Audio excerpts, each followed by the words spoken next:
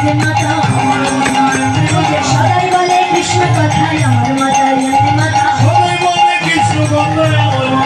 ওই যে সদাই বলে গোপাল কথায় আমার মাতা এমনি মাতা বলি আমার মাতা এমনি মাতা আজ আমার মাতা এমনি মা সদাই বলে গোপাল কথায় আমার মাতা এমনি মাতা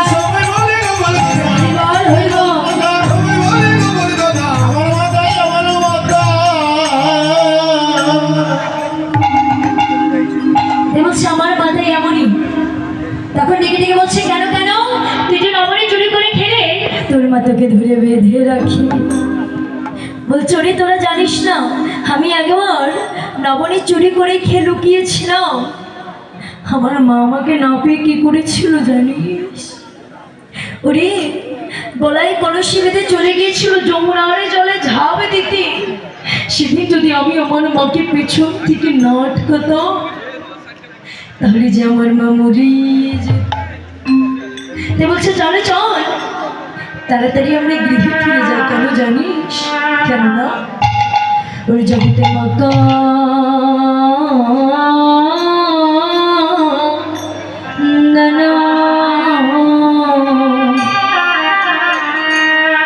মাকা দানো ভালো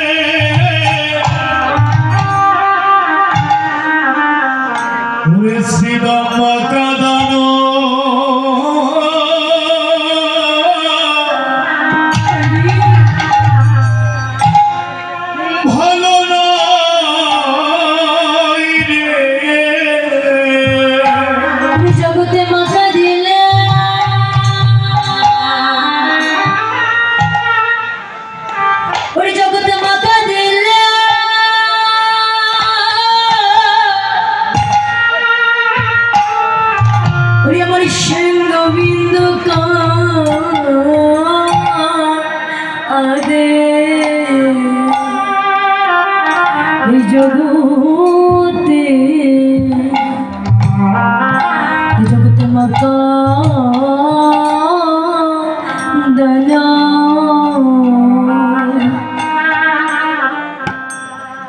মাকা দানো ভালো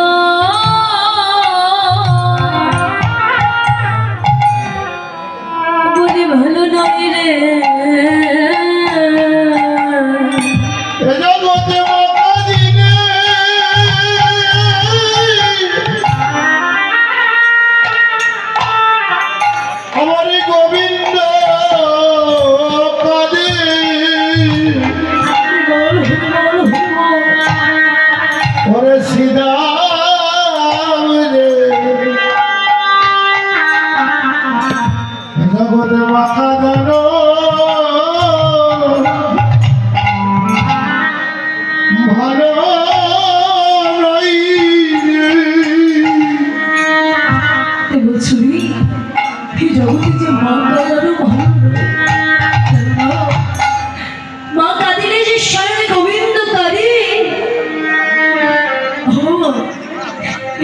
মায়ের মতো অপরে বান্ধবী কিন্তু আরে কেউ হয় যে যেন আমার মা হারিয়েছে সেই যেন মায়ের মতো আদরের স্নেহ মমতা ভালোবাসে এই জগতে আর কেউ দিতে জানে না তখন বলছে ওরে সখা শোনে শোন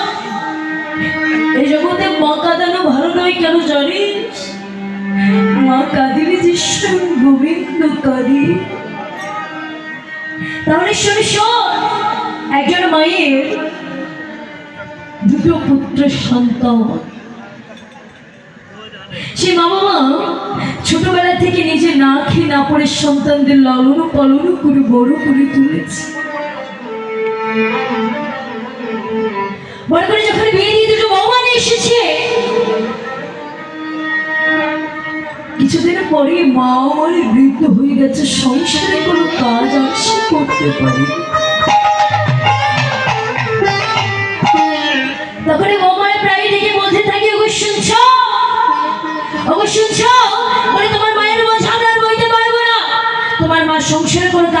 করে না, শুধু বসে থাকে আর খায় বলে ওই জাল আমরা নিতে পারি না।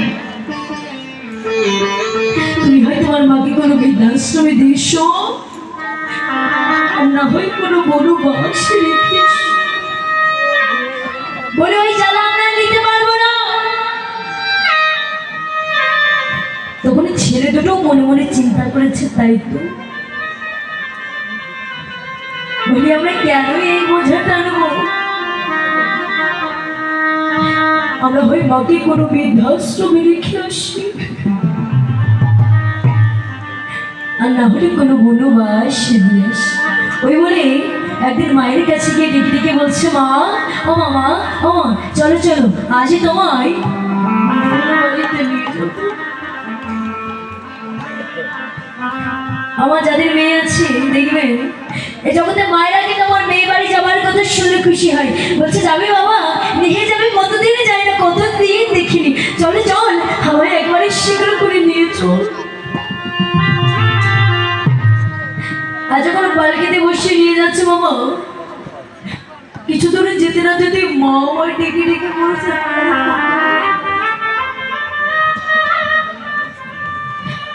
আরে খোকা, ওরে বাবা, তোরা আমায় কোথায় নিয়ে যাচ্ছিস বাবু? বলে কত আমার মেয়ে বাড়ি যাবার নষ্ট নই, তোরা আমায় কোথায় নিয়ে যাচ্ছিস বাবা? বলছে মা, তোমার বোঝা আমরা বইতে পারছি না, তাই আমরা দুই ভাই যাচ্ছি আজ তোমায় মনোমরস।